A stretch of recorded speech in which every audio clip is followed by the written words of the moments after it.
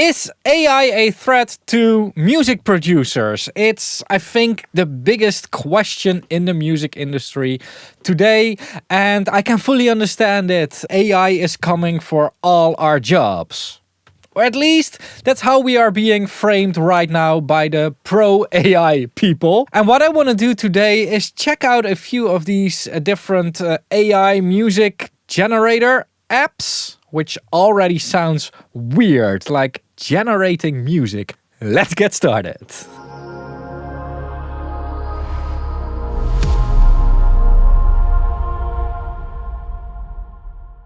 Alright, so I have almost no experience with generating music with AI. So what I did is I typed in AI music generator. As you can see, I already checked a few of these websites, but we're going to dive into them a little bit deeper. Let's just start with Suno. Make a song about anything.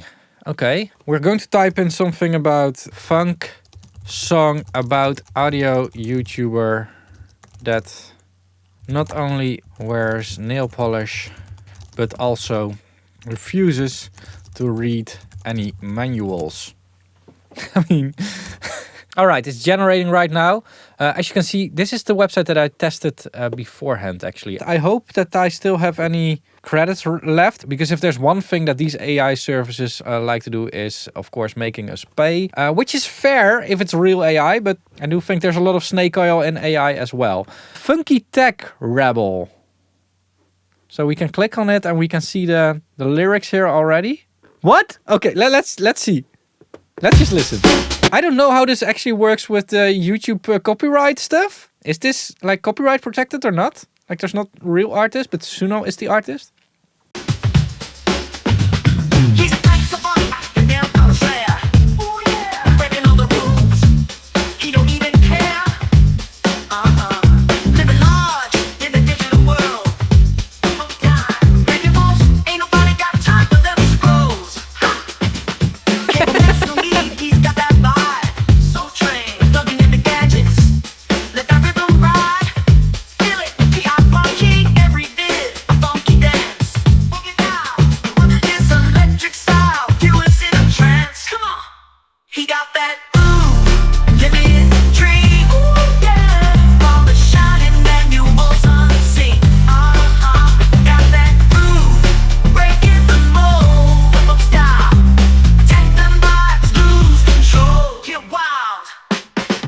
It is quite special that that this is generated out of nothing, or not nothing. I mean, there's machine learning behind it. Let's listen to the second one. Same lyrics.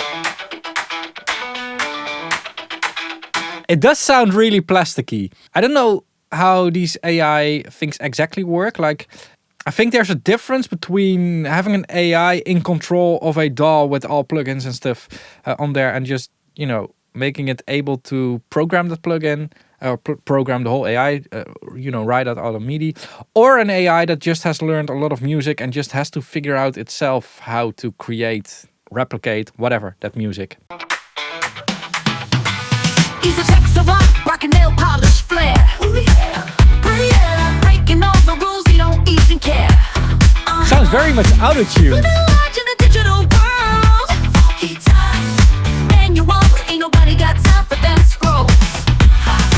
I feel kind of narcissistic that I had AI make a song about me. That wasn't my intent. I was just like, you know, what type of prompt am I going? But this feels very, very wrong, actually. So one of the songs that I made prior to this video, just to check out, you know, what this actually is this song. And the prompt was a song about the danger that AI poses to the music industry, consisting of just a vocal and an acoustic guitar. The emotion should be slightly sad.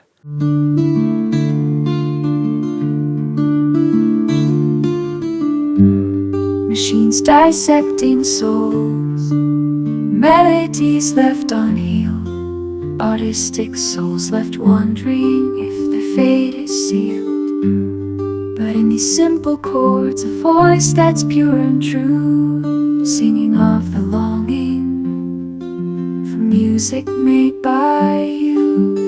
It's like one of the biggest middle fingers from AI to us. Like, danger of AI swallowing the souls we bear, but we'll rise above. And I think actually that the last sentence of this song, the industry may change, our passion will survive. Well, spoiler alert, the industry is going to change because that's how it has been basically like forever. And it's interesting that AI actually chose to use the word industry because in my own notes and in my own thoughts, I'm making a disconnection between music and industry. Like we have the music industry, and what I think AI is going to do is it is going to really be the industry part, where the music part is really the part from passion. It's so interesting that it did that in this song, although this song is also very cruel actually. There are so many different perspectives to this that I don't even know if I can cover this all in one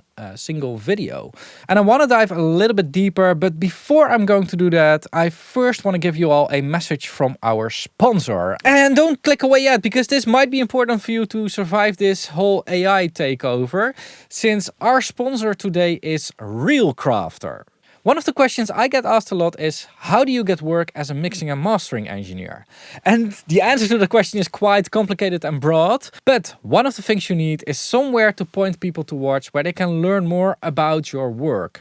And the best thing to point to is a demo reel, because then your potential clients can actually hear your music. Realcrafter has a lot of powerful and easy to use tools to create your demo reel. You can style everything according to your branding, and you can even edit your audio files into snippets within the Realcrafter app. So no need to separately edit them in your DAW.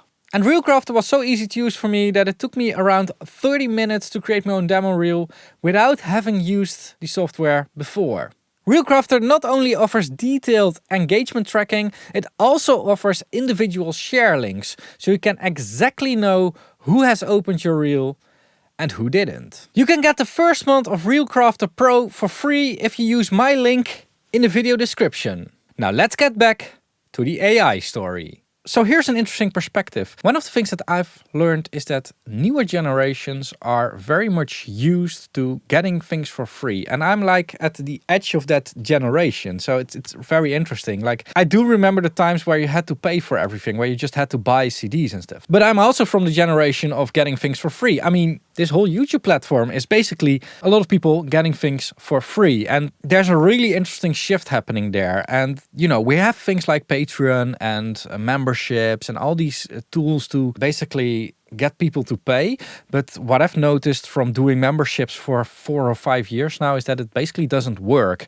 So there are two basic tools that, you know, every business can do. They can either create more income in a different way or save on the expenses. And saving on the expenses in the music industry has been going on for a long time. Like the days are gone when a label just funds a complete studio album with like 3 or 4 weeks of completely renting a studio and, you know, getting the band in there and be creative. That's already over. If you think about that and if you extend that pattern, there's a lot of value for the business part of music. So this is really, music business, to use these type of services. And we're going to try a few more later on in the video, or maybe not if the video is already long enough, who knows. Anyway, we're constantly seeing a reduction in the budgets and also the tools that facilitate the reduction in those budgets. And a good example is also virtual instruments. 60 years ago, you had to get an orchestra in the studio to play the stuff. It was hugely expensive, costed a lot of man hours to record something. And now somebody in their basement can do the same thing with a few virtual instruments and a good DAW and that kind of stuff. So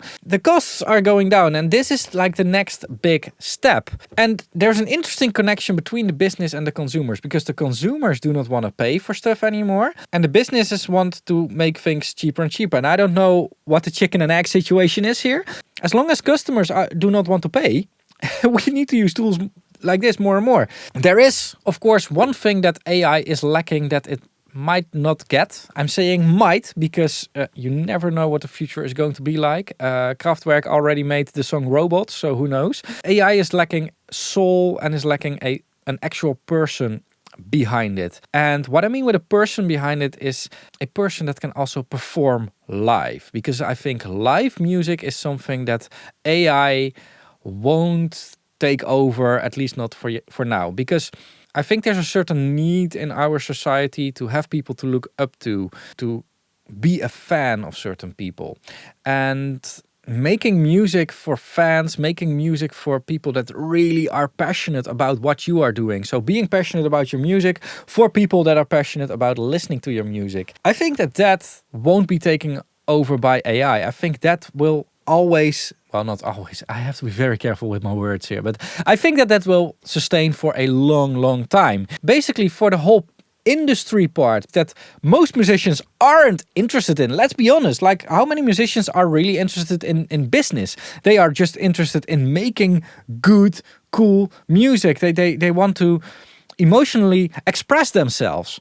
That's not business, that's music, that's creativity. Another example of this is that a live playing musician is not interested at the guy in the back at the bar drinking beer and probably making a lot of noise and talking over their sensitive acoustic guitar solo.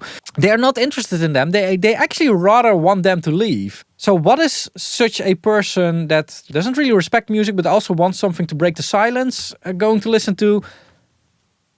AI music. And I think that's like the music business part. Background music, all that kind of stuff is going to be produced by AI. The downside of that is that there are a lot of music producers that are actually interested in that beer drinking guy and are the people that make the background music or that kind of stuff. So it is an interesting thing. Let's do another one here. Sound draw. Try it for free.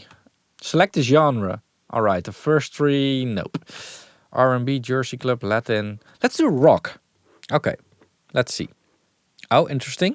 Where's the play button? No, it's not my space bar. I want to listen to this. Oh, there.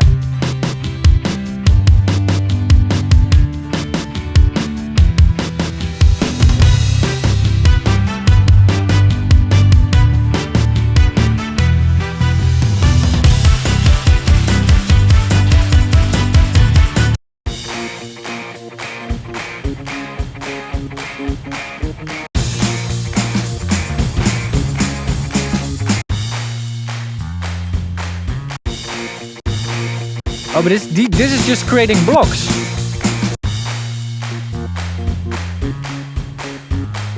I mean,